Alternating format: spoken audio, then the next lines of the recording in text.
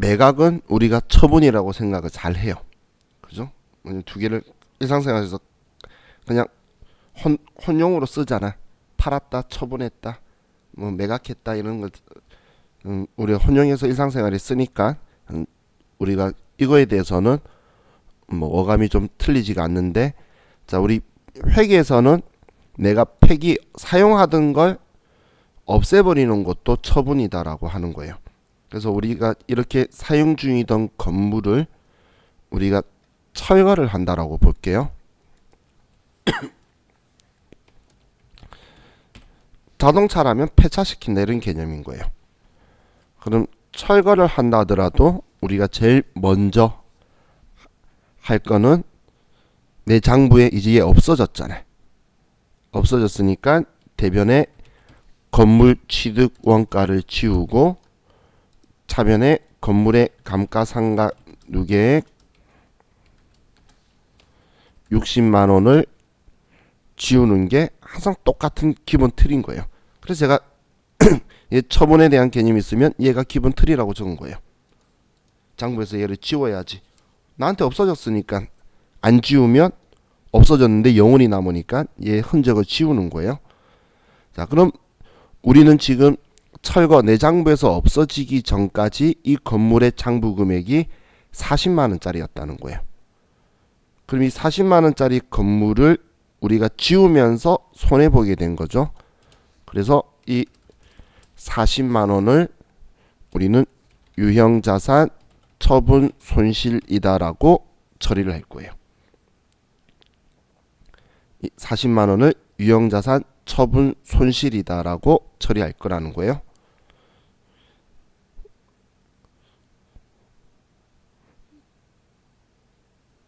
자, 그럼 쉽게 이렇게 생각하시면 돼요.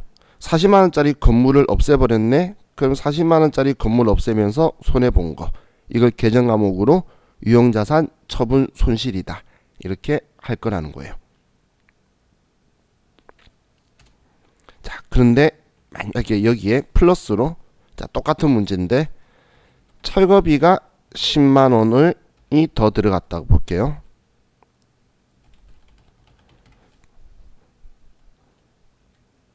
자, 그럼 뭐 어떤 상황이든 간에 내가 철거를 하면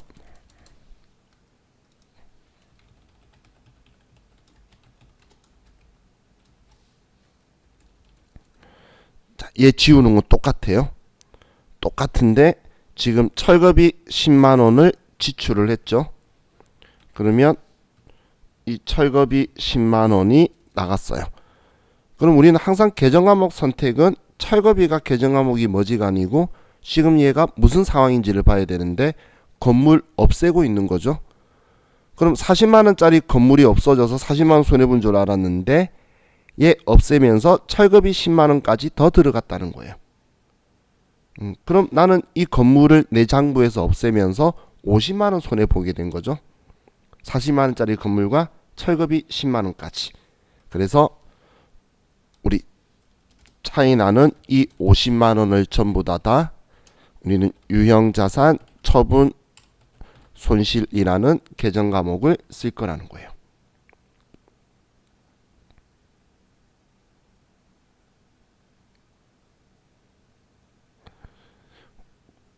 과거에 이건 전산 세무 1급 이야기인데 이것만 문제 나왔어요. 근데 그때 사용 중이던 트럭을 폐차하고 폐차 비용 얼마를 줬다가 일반 전표용으로 나온 거예요. 그 돈만. 그때 많은 사람들이 틀렸어요. 이 10만 원만 가지고 하면 10만 원만 유형자산 처분 손실이라고 분개해야 되는 거예요. 차변 계정 과목 유형자산 처분 손실이잖아요. 그럼 분개 전체 틀을 생각을 할 수 있어야 되겠죠. 이건 우리가 차 없앤 것도 장부 가격 유형자산 처분 손실이라고 딴 곳에 처리했다는 거잖아요. 그리고 철거비를 뒤에 또 지급한 거예요. 그럼 철거비도 유형자산 처분 손실이라고 돼야 되겠죠. 지금 이거잖아요.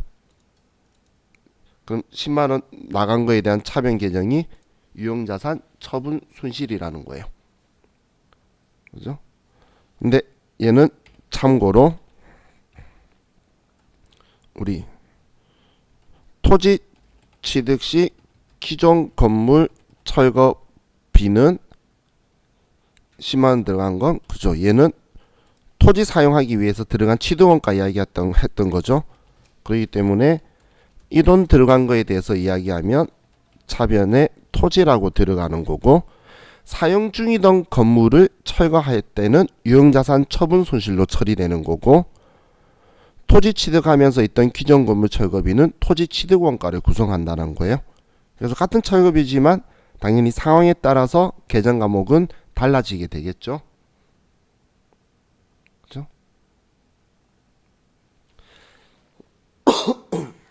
자, 이렇게 철거는 되고, 자, 다음 세 번째, 재해를 당하면.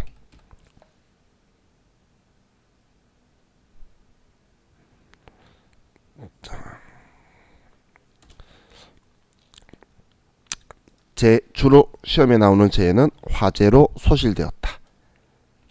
이런 식으로 나올 거예요. 저도 회계하면서 알게 된 기준점이, 자동차가 교통사고 나서 폐차했죠. 저는 교통사고도 재해라고 생각을 어릴 때는 하고 있었나 봐요. 그런데 교통사고는 재해가 아니에요. 우리 회계 기준에서는 교통사고 나서 폐차하게 되면 그건 유형자산 처분 손실이에요. 참, 제 기준하고는 생각이 틀리더라고. 자, 그럼 화재가 나서 건물이 없어져도 우리가 해야 되는 기본 회계 처리는 건물의 흔적을 지워주는 거, 그리고 차변에 건물의 감가상각 누계액을 지워주고. 자, 그럼 재해 나서 없어진 건물은 우리 40만 원짜리잖아요. 그래서 이 장부가액 40만 원을 우리는 재해 손실이다라고 처리할 거예요.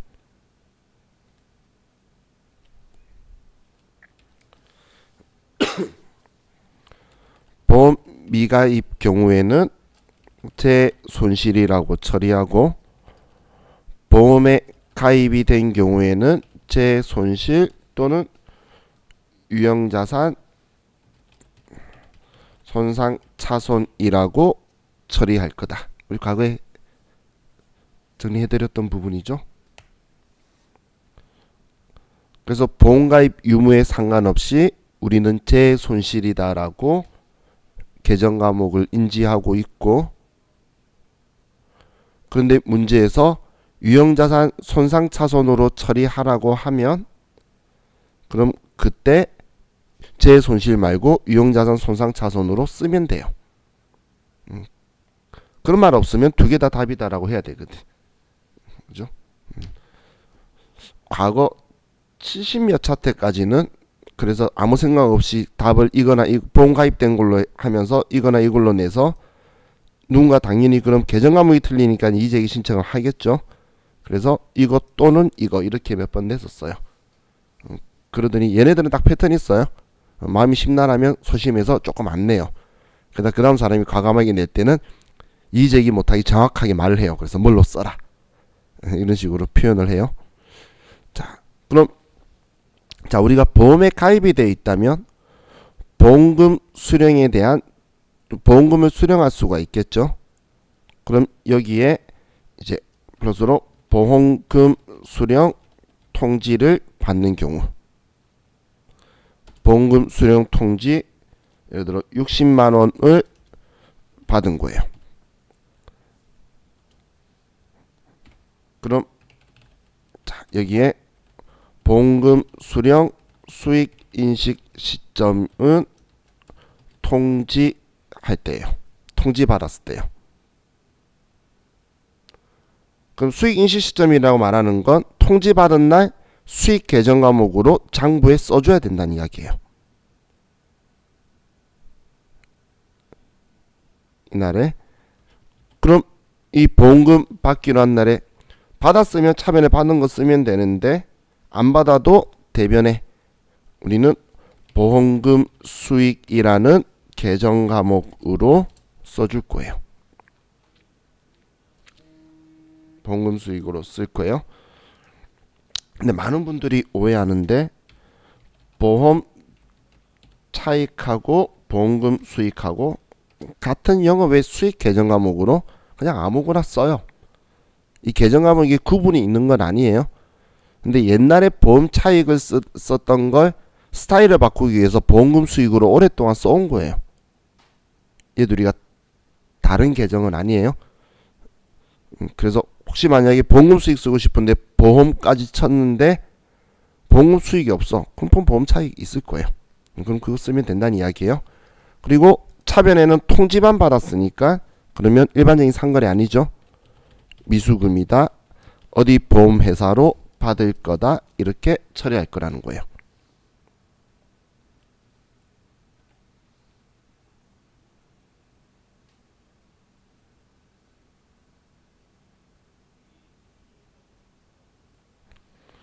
그럼 자, 우리가 그럼 볼게.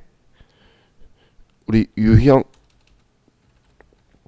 자산 우리 제 시점과 그리고 보험금 수령 통지 시점은 이 둘은 각각 개별적인 회계상의 거래라는 거예요. 이걸 하나로 뭉쳐서 생각하지 마시라는 거예요. 내 장부에 40만원짜리인데 60만원 보험 받으면 20만원 이익이네라는 그런 생각은 할 필요가 없다는 이야기예요. 그래서 100만원에 사서 60만원 다른 건물이 있는데 이 건물에 대해서 지금 오늘 과거에 그 건물이 과거에 화재가 났는데 보험금 얼마 받는다고 통지가 왔다라고 하면 여러분은 건물 없어진 건 건물 없어진 대로 회계상의 거래 없어진 날 처리한 거고 받는 날은 받는 날만 쓰는 거예요. 받는 날만.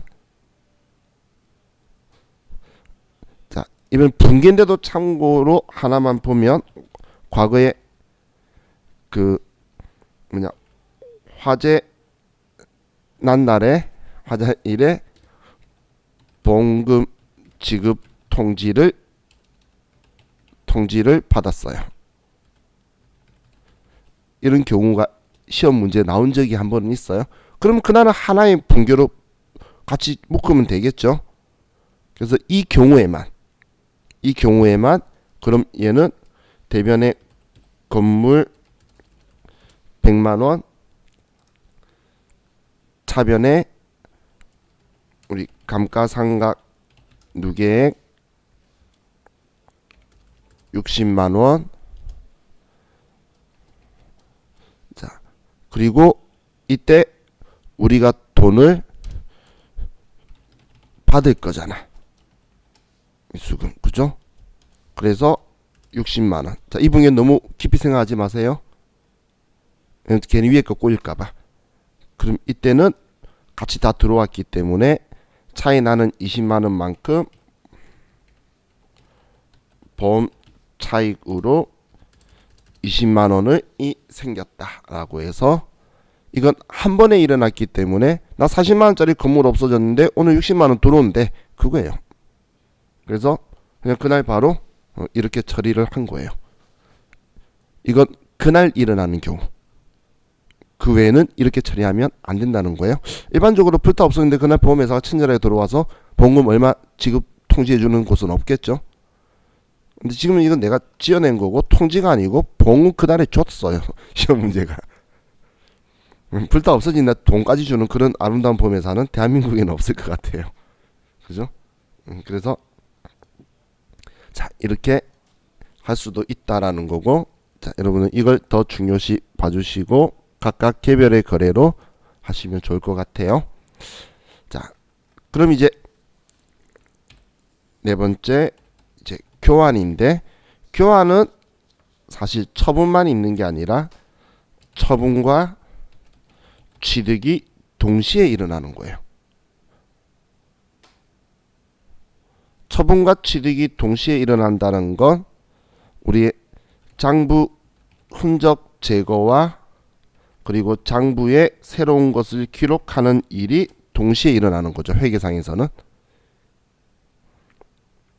그죠?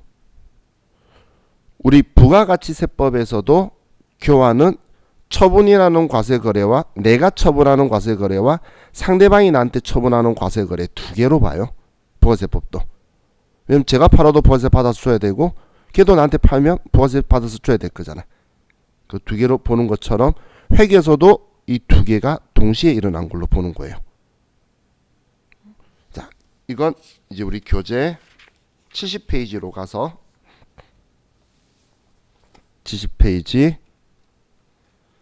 자, 유형자산 무상취득 및 교환 적혀 있는데 지금 얘 무상취득은 제대로 안 적혀 있어요. 교환인데 무상취득처럼 적었는데, 자, 이 교환 가지고 볼게요. 아래 정리는 교환으로 돼 있어요. 자, 그럼 이제 우리 유형자산의 교환은 동종자산 교환이 있고 그리고 이종자산 교환이 있어요.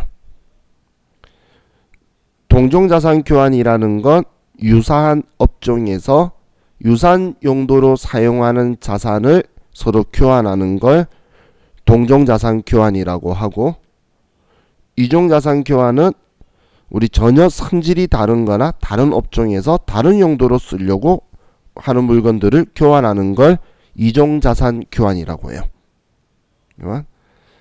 그럼 이 동종자산 교환은 우리 회계상에서는 손익을 발생시키지 않을 거고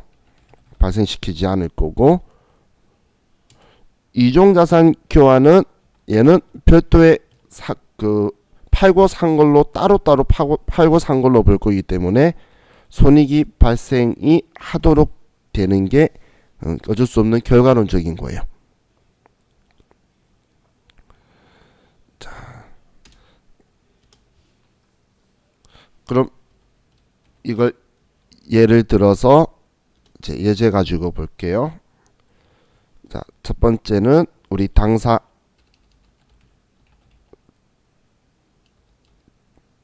자산이 있는데, 자, 우리 회사 거가 취득은 100만 원에 하고 그리고 감가상각 누계액은 60만 원이고 이거에 공정가액은 취득가액이라 쓸게요. 50만 원인 이 자산과 그리고 동사자산 취득가액이 120만 원이고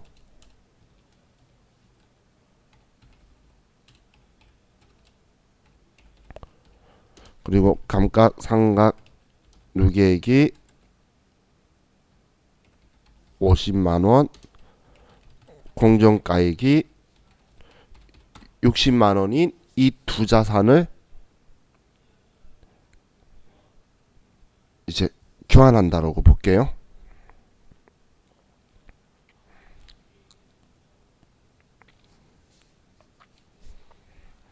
그럼 우리 회사 자산을 상대방한테 주죠. 그죠? 주고 동사자산, 다른 회사 자산을 우리가 받을 거예요. 그래서 얘가 제공한 자산이 될 거고 얘가 취득한 자산이 되겠죠. 그죠? 뭐 우리 걸 주고 상대방 걸 받을 거니까 우리께 제공한 거고 상대방께 이제 우리가 받는 거라는 거예요.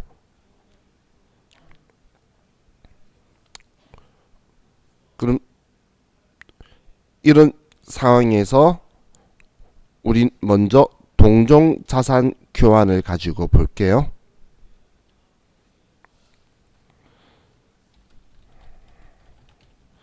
자, 동종자산 교환은 유사한 업종에서 유사한 용도로 사용하는 자산끼리 교환하는 거니까 우리 기계장치끼리 서로 교환했다 볼게요. 우리가 준 것도 기계장치고 받은 것도 기계장치예요. 그럼 우리가 제일 먼저 해야 될 거는 우리 자산 거를 먼저 지우는 거예요. 그럼 대변에 기계 장치 취득 원가 100만원, 차변에 감가상각 누계액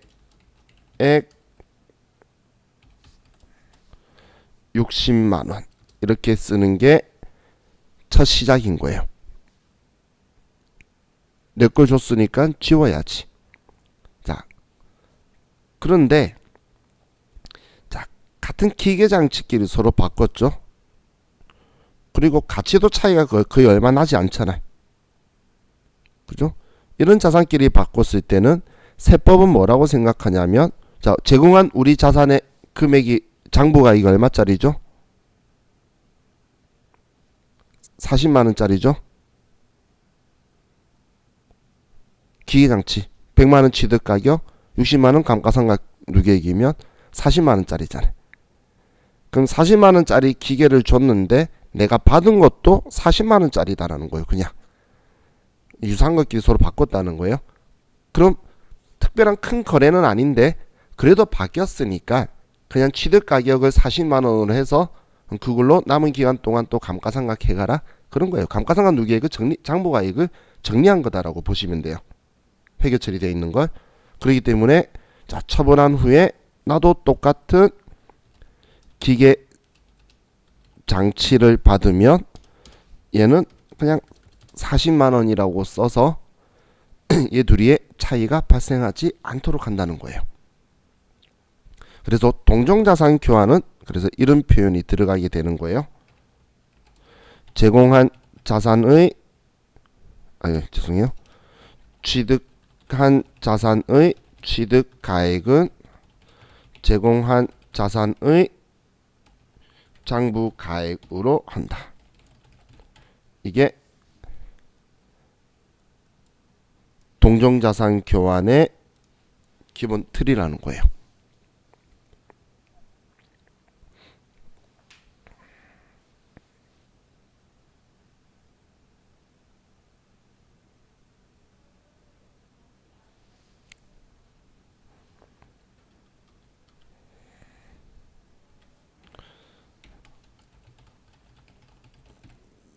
자, 이것도 조금 이따 쓸게요. 자, 그럼 이번에는 이종자산 교환으로 우리 거 기계장치를 주고 상대방은 나한테 자동차를 준 거예요. 이렇게 자동차를 나는 받고 기계장치를 주고 자동차를 받은 거예요. 그럼 누가 봐도 성격이 전혀 다른 애들끼리 교환이라는 걸 했죠. 그러면 뭐 어떤 상황이든 간에 첫 번째는 우리 거 줬으니까 지워주고,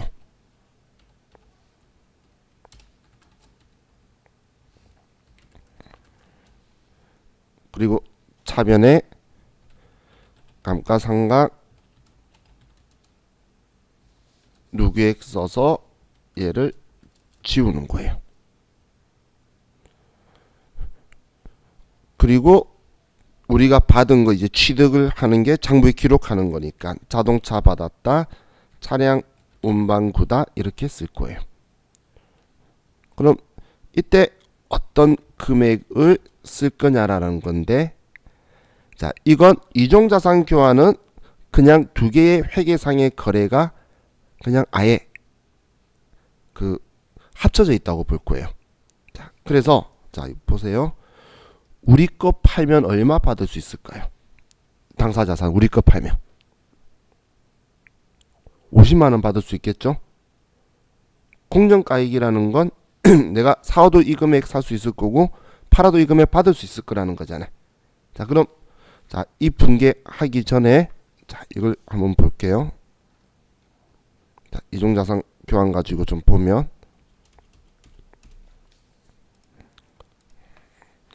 자, 우리 걸 처분을 먼저 해요. 처분하면 대변에 기계장치 100만원, 차변에 감가상각 누계액 60만원, 그리고 얘 판다면 50만원 받을 수 있다라고 했죠. 그러면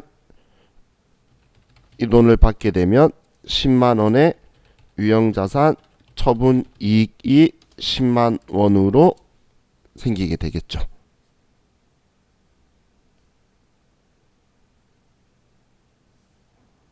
자, 이해가시나요?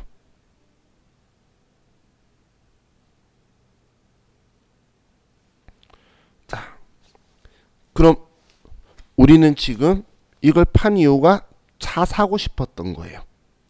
그럼 지금 받은 이 돈을 이제 주고 지금 이 현금을 주고 우리는 자동차를 사는 거예요. 지금 이 돈을 상대방한테 지금 얘 받았던 걸 주고 자동차를 산 거예요. 자, 이 두 분께 이해가시나요? 이건 우리 거 팔면 이렇게 될 거고, 그럼 팔고 받은 돈으로 이 돈 주고 차 사오면 이거라는, 이 50만 원짜리 샀겠죠?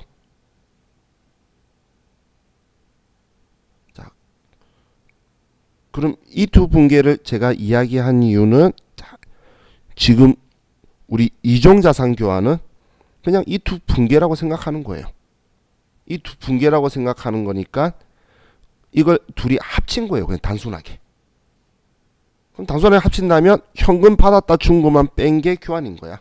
돈 받고 준 것만 뺀 게 교환이라는 거예요.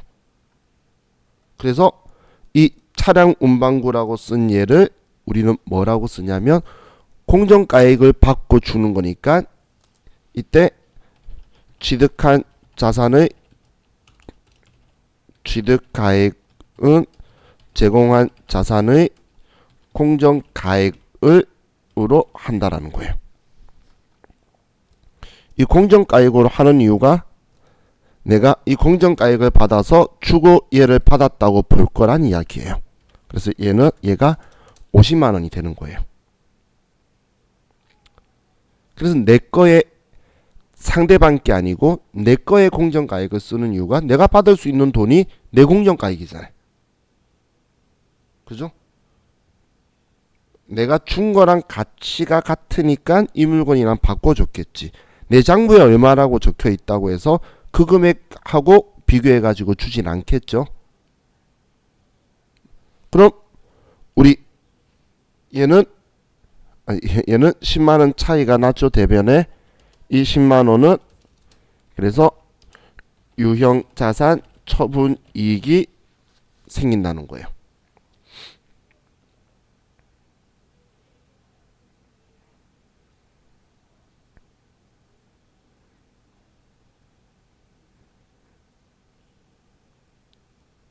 자, 지금 이해하신 분들은 바로 좋은데 나중에 이해 안 가신 분들은 그 나중에 복습하실 때 얘 두 분계를 합친 게 이거라는 게 먼저 이해되는지를 생각을 한번 해보셔야 돼요. 지금 이 두 분계 합친 거잖아요. 그죠? 그래서 왜 이걸 먼저 생각하라고 하냐면 이종자산 교환은 내 거 팔고 그 받은 돈을 주고 이 물건을 사온 걸 하나의 분계로 쓴 거지 정말 처분과 취득이 합쳐진 분계인 거예요. 그래서 우리 거 가치에 해당하는 차니까 받았다 그 이야기인 거예요.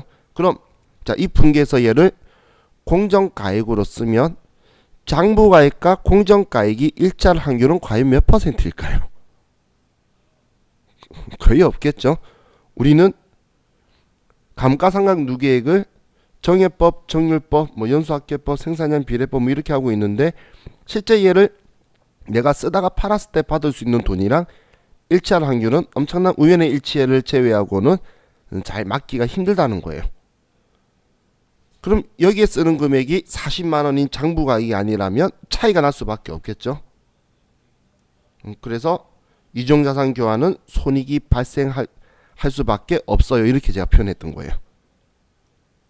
지금 우리 동종자산 교환은 얘를 장부가액을 쓰는 게 손익이 발생할 수가 없겠죠. 감가상각이 70됐으면 장부가격은 30이고 감가상각이 80됐으면 장부가격 20이니까 얘 둘이는 차이가 발생할 일이 없으니까 손익이 발생하지 않는다라고 한 거고, 근데 이종자산교환은 공정가액하고 장부가액이 차이가 날 수밖에 없기 때문에 손익이 발생한다라고 표현한 거예요.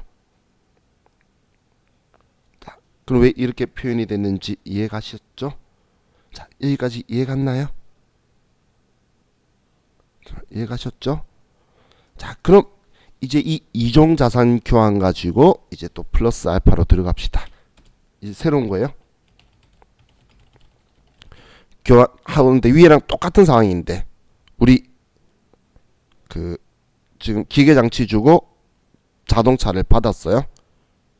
근데 여기에다가 이제 플러스로 금전의 대가로 현금 20만 원을 우리가 지급한 거예요.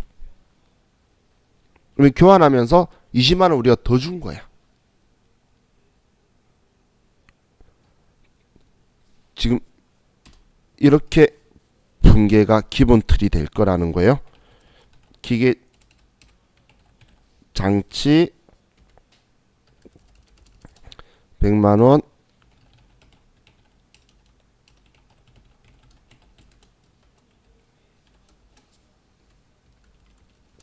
이 상황인데 우리는 이 교환하는 상대방한테 돈을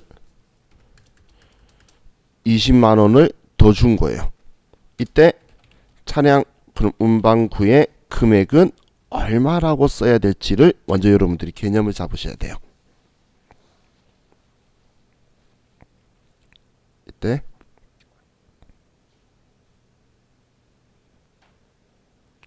자,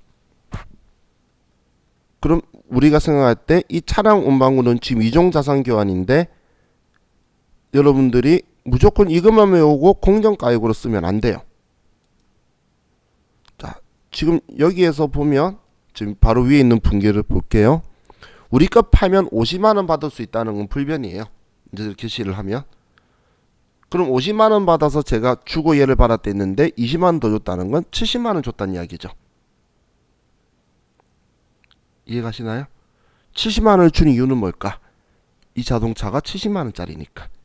내 공정가액보다 20만 원 더 비싼 거니까 20만 원 더 준 거예요. 그래서 차량 운반구의 가격이 70만 원이 돼야 된다는 거예요. 여기에 공정가액 50이라고 딱 넣으면 안 되고 돈을 더 주면 공정가액보다 더 비싼 거니까 얘가 되는 거고, 만약 돈을 받았으면 공정가액보다 싼 거니까 돈을 내가 받은 거예요. 내가 준 물건의 공정가격보다. 그렇게 여러분들이 생각을 하셔야지 되는 거예요. 그럼 어떻게든 내 거 판 거에 대한 유형자산 처분이익은 50만 원 받을 수 있으니까 10만 원 있겠죠. 그래서 대변에 똑같이 유형자산 처분이익이 10만 원이다 들어오는 건 똑같다는 거예요. 그럼 금전의 대가가 줬던 받았던 간에 유형자산 처분이익은 똑같은 거예요. 내 거 팔면 50 받을 수 있는 건. 그래서 얘는 똑같이 있는데 얘는 20만 원 더해서 주고 70만 원 주고 70만 원짜리 차를 받았다는 거에 차이만 있는 거지. 그래서 얘 20 올라가고 얘 20 더 준 거지. 유형자산 처분이익이 변화가 될 게 아니라는 거예요. 근데 여기에 공정가액이다라고 해서 50만 원이라고 쓰면 거꾸로 10만 원 손해다라고 나오게 되겠죠. 그렇게 나오는 게 아니라는 거예요. 그럼 금전의 대가가 있는 경우에는 우리는 취득한 자산의 가격을 조절하는 거지 처분 손익의 변화가 발생하는 건 아니란 이야기예요. 그렇죠? 그래서 이렇게 이종자산 교환에 돈을 지급하거나 하게 되면 그러면 제공한 자산의 공정가액 더하기 플러스 마이너스 우리 그 현금이 아니죠? 뭐라고 해야 되지? 우리 지급 수치액을 쓸 거예요. 공정가액에 돈을 지급했으면 더하고 받았으면 금액을 뺄 거예요. 제공한 자산 공정가격에.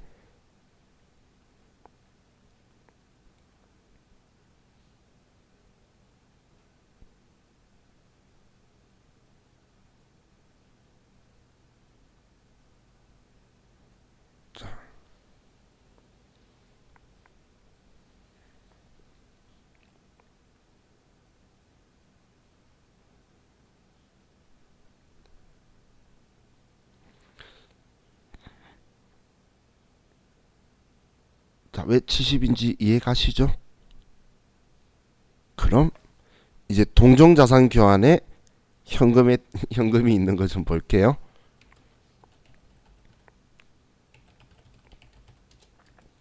똑같이 현금 20만 원을 지급해요. 그럼 이때는 이렇게 둘로 나눠져요. 금전 대가가 중요하지 않는 경우와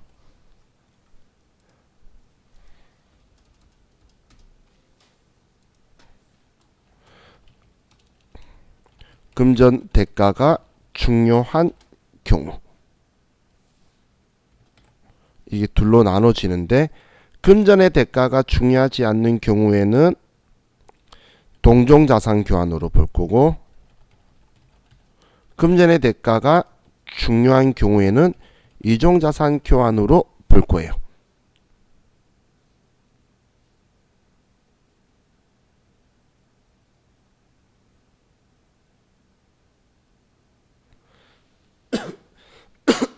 자, 지금 얘 둘 다 보면 기계장치 100만원,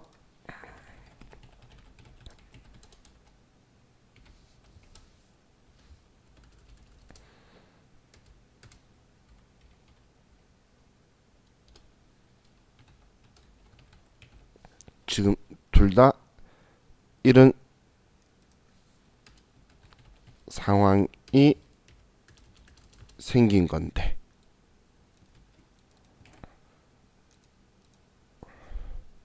또 똑같이 이런 상황이 생긴 건데 이 금액을 얼마라고 쓸 거냐라는 거예요. 그럼 금전의 대가가 중요하지 않다면 이 20만 원이 중요하지 않는, 유의적이지 않고 가치 차이를 그렇게 많이 느낄 수 없게 하는 거라면 동종자산 교환을 본다는 건, 동종자산 교환은 취득한 자산의 취득 가격을 제공한 자산의 장부 가액을 쓰는 거였죠. 여기에 죄송해요, 쓰려고 하니까 칼이 너무 오질하네. 여기에 플러스 마이너스 우리 금전 대가를 할 거예요.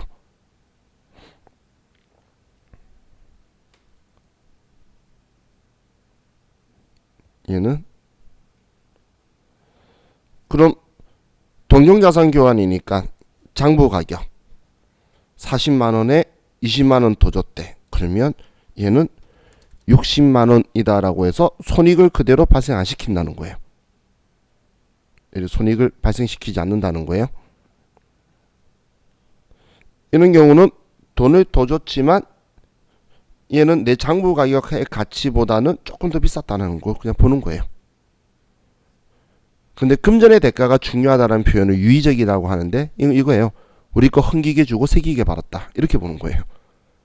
그럼 아예 다른 느낌인 거죠. 헌차 주고 세차 받았다, 뭐 이런 느낌인 거예요. 그러면 이때는 우리 이종자산 교환 때와 똑같아요. 제공한 자산의 공정가액 플러스 마이너스 금전 대가. 그럼 얘는 공정가액이 제공한 자산의 공정가액 50만 원에 20만 원 더 줬으니까 70만 원. 그럼 대변에 차이 나는 얘는 유형자산 처분 이익이다 10만 원 이렇게 들어오게 될 거예요. 위에 이종자산 교환에 금전의 대가 있을 때하고 똑같은 결론이 나오죠. 그죠? 한마디로 금전의 대가 차이가 크거나 앞에 제가 말한 것처럼 새거 헌거 뭐 이렇게 바꾸면 그냥 팔고 받은 걸로 보는 거예요. 그리고 돈 주고 받은 거는 그 공정가액하고 차이가 크다. 그럼 동종자산 교환을 보는 건 그렇게 의미가 차이가 크지 않다. 이렇게 보는 거죠. 그럼 지금까지도 저와 같이 우리 교환은 오늘 이걸로 설명이 끝인데 상대방 거 정보는 한 번도 안 썼죠. 그죠? 근데 여기까지 여러분들이 기억을 해 두셔야 이제 또 우리 제가 회계일급 때 돈 주고받는 거 안 알려드렸죠? 세무일급 때 이제 얘가 업그레이드 됐죠? 미래 또 이제 세무일급에 보면 우리 거 공정가액 모를 때 어떻게 하는지 또 달라요. 그래서 여기까지를 알아야 또 그 다음으로 업그레이드 하실 거니까 여기까지 잘 기억해 두시면 좋겠어요. 그리고 생각하실 때 유형자산만이 아니고 우리 그냥 모든 자산의 교환은 다 이런 성격으로 할 거예요. 근데 차이는 감가상각 이런 게 없다는 거지. 장부에 적혀 있는 금액이냐 공정가치냐 이걸 따지는 거는 모든 자산의 교환에 똑같이 적용되는 사항이다라고 보시면 돼요. 자, 우리 이번 시간은 여기까지 하고